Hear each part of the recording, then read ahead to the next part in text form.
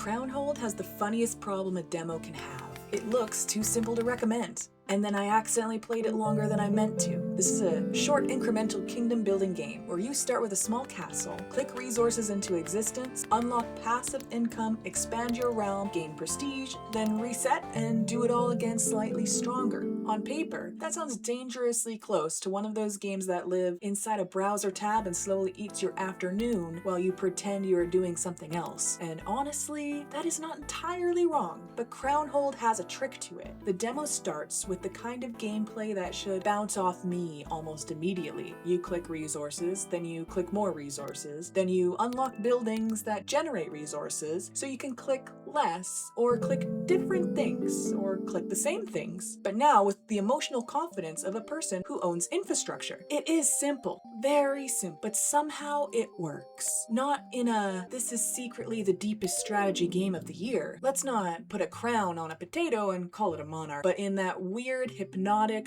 quietly satisfying way where the numbers keep moving, the castle keeps changing, and your brain starts accepting upgrades as a legitimate form of nourishment. I played the CrownHold demo for about 45 minutes, which is funny because it felt longer than that, in a good way. That is usually either a very good sign or a medical concern. In this case, I think it is a good sign, because CrownHold did not grab me with complexity, it grabbed me with momentum. The demo gave me just enough progress, just enough visual change, and just enough of that one more unlock itch that I could absolutely see myself sinking time into this casually. Not as a main game, not as a life replacement, not as the reason I forget to eat dinner and emerge from my room 3 days later speaking only in upgrade costs, but as a small, satisfying little kingdom snack. Yes, absolutely. So let's get into the 5 categories.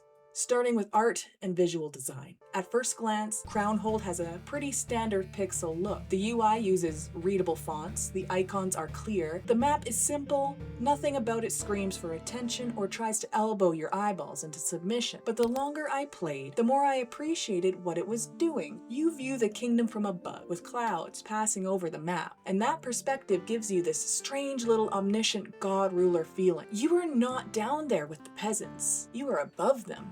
Watching, deciding, clicking wood into the economy like a medieval accountant with divine permissions. And as the kingdom grows, the map starts to feel more alive. Roads and bridges begin filling with little dots of people. The castles change as you unlock new tiers. The surrounding area evolves just enough to keep things from feeling stale. It does not suddenly become a giant animated diorama, but it also does not stay frozen in place while the numbers go up in a corner. That matters. In a game this mechanically simple, visual progression is not decoration, it is proof of life. If I am clicking resources and unlocking tiers, I want the world to acknowledge that something is happening. CrownHold understands that. Every advancement gives you a small visual nudge that says, yes, the kingdom is growing. The little realm under your cursor is becoming something. It also helps keep the game away from feeling like a generic clicky mobile game. That is the danger zone here. CrownHold could have easily felt like a pile of numbers wearing a medieval trench coat, but between the pixel map, the passing clouds, the growing traffic, and the visual changes to the castle and landscape, it manages to feel charming instead of sterile. So for art and visual design, I would give the CrownHold demo a 4 out of 5. It is not doing anything wildly new, but it is clean, charming, readable, and surprisingly effective at making a simple kingdom feel like it is slowly waking up. Next is sound design.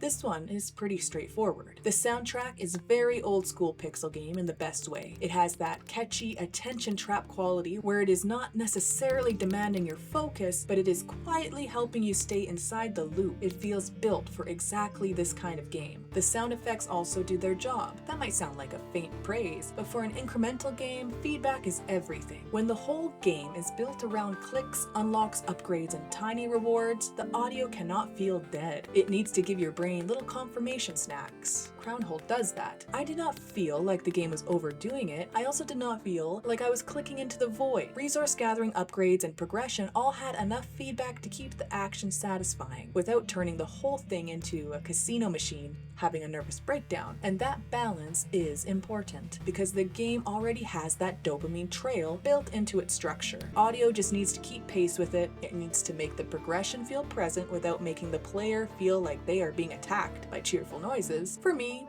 It landed. Sound design gets a 4 out of 5. Not because it is massive or emotionally sweeping, but because it understands the assignment. It supports the loop, it gives the right feedback, and the music helps turn a very simple game into something weirdly hard to stop playing. Now, gameplay and mechanics. This is where CrownHold is either going to hook you or lose you in the first few minutes. The game starts as a clicker. You click to gain a resource. Then you unlock buildings that generate passive income. You can also click buildings directly to gain smaller amounts of resources. Eventually you unlock new tiers, new systems, new prestige points, with the caveat that you must reset the map to spend them and start over stronger and push further the next time. That is the basic shape. And again, this should be too simple. There is a point early on where it stops being a click-only game and becomes what I can only describe as a click with the illusion of strategy game. And somehow that is when it starts working. Because yes, there is some strategy. You are choosing upgrades. You are deciding where to spend resources. You are watching how one income stream feeds into another, but a lot of the path in front of you is fairly obvious. You are usually not making agonizing decisions. You are not sitting there like a war minister with a migraine, wondering whether grain production or diplomatic outreach will determine the fate of the realm. You are mostly following the path, but the path is laced with dopamine. That is the real game. CrownHold knows that progression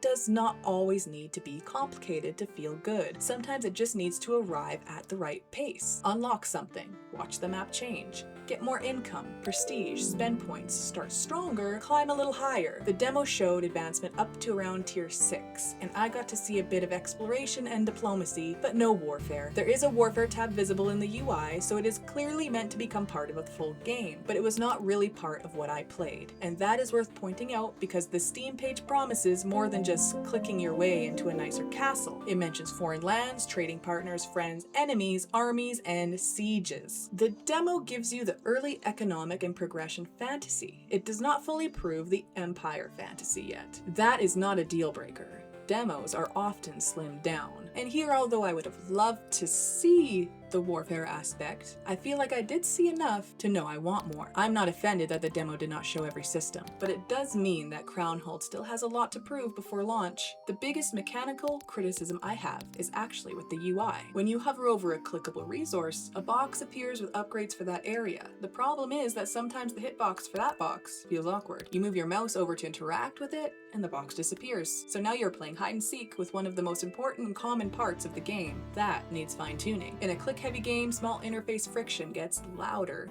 because you are dealing with it constantly. The good news is that everything else flowed pretty well. I did have to learn some things through trial and error, and I think a few systems could be explained better, but CrownHold is small and simple enough that figuring things out never became a serious wall. For gameplay, I would give the demo a 3.5 out of 5. The loop works better than it should, the upgrades are satisfying, prestige gives it a nice reset structure, but the choices seem a little obvious so far. The UI needs polish, and the demo does not yet show enough of the bigger systems to prove how much depth the full game will have. Next is story and world building. CrownHold is not a narrative-heavy game, at least not in this demo. You are not here for dramatic royal betrayals, sobbing advisors, or a peasant named Bartholomew revealing that the real siege was the friends we made along the way. The story is mostly the fantasy of growth. You are building a castle, expanding a kingdom, discovering lands, turning a small little realm into something larger. And weirdly, the game manages to sell that better than I expected. This could have felt completely generic. It could have been a medieval skin stretched over a clicker skeleton. And to be fair, it is still mostly a systems game. The theme is not doing heavy emotional labor here, but it does enough. The top-down perspective helps. The little peasants appearing on the road help. The changing castle helps. The sense of advancement helps. The game gives you just enough kingdom flavor to make the clicks feel like they belong to a place. That is the line CrownHold needed to walk. It did not need to convince me I was playing Crusader Kings. It needed to make the incremental loop feel like kingdom building instead of a spreadsheet wearing chainmail. And for the demo, I think it gets there. But the missing warfare, enemy, and siege systems matter here too. Those are the systems that could have made the world feel more reactive. Right now the kingdom grows, but it does not feel especially threatened. You can see where the full game might be heading, but the demo is more of an appetizer than a feast. So for the story and world building, I would give CrownHold a 3 out of 5. The theme works, the world feels more charming than expected, but the demo does not show enough of the larger kingdom fantasy yet. Now, for for technical. Overall, the demo ran well for me. I had no crashes, no performance issues, no major bugs, nothing collapsed. Everything flowed well enough that the game could do what it needed to do, which is keep me clicking and upgrading without interrupting the trance. The main technical problem, again, is that hover box issue in the UI, and I am counting that here because it is not just a design preference, it is a usability problem. When a common interaction is fussy, it affects the feel of the whole game. The explanations could also be a bit clearer. Some systems are left for the player to figure out, and while that was not too difficult because the game is compact, I still think the demo would benefit from slightly cleaner onboarding. Not more hand-holding, just fewer moments where the player has to poke the kingdom with a stick and ask what each button does. Technical gets a 3.5 out of 5. Stable and smooth, but the UI friction and the light explanations need a pass before launch. So, did CrownHold live up to the developer's description? Partly. It absolutely sells the short incremental castle building side. You grow your realm, you expand your castle, you manage resources, you unlock tiers, you prestige, and start over stronger. That part works. The demo is good at making you understand the basic fantasy, but it does not fully sell the entire promise yet. The foreign lands, diplomacy, warfare, army building, and siege sides still feel like something waiting behind the curtain. I saw enough to get hungry for more, but not enough to say the full meal is guaranteed. And that brings me to audience fit. If you like games like Kingdom 2 Crowns or Merchant of the Skies, I think CrownHold is an easy one to look at. Not because it is exactly the same as either of those games, but because it lives in that approachable kingdom economy space, where the charm is in steady growth, simple systems, and watching a little world become more than it was. If you like incremental games, idle games, resource management, clean upgrade ladders, and games you can casually dip into every once in a while, this demo is probably worth your time. If you hate clickers, if number go up makes your soul leave your body, or if you're expecting deep strategy, tactical warfare, and major decisions right away, you might bounce off this in 10 minutes. CrownHold is asking the player to enjoy the ladder, not question the ladder, not demand the ladder become a political drama, just climb the ladder.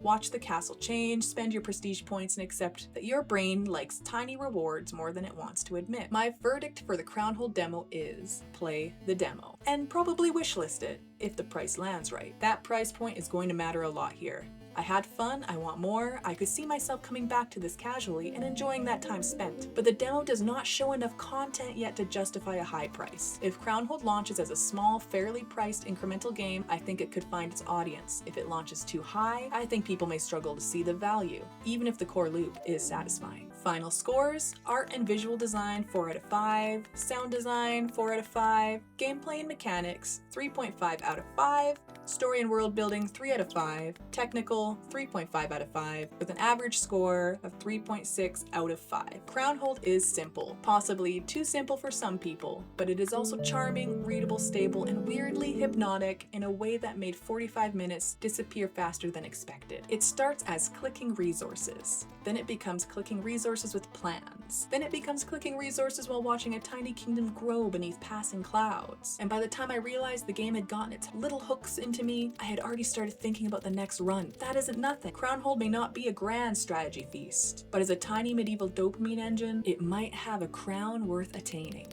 Thanks for making it to the end. If you enjoyed the video, please like, please subscribe, and hopefully I'll see you in the next one. Cheers.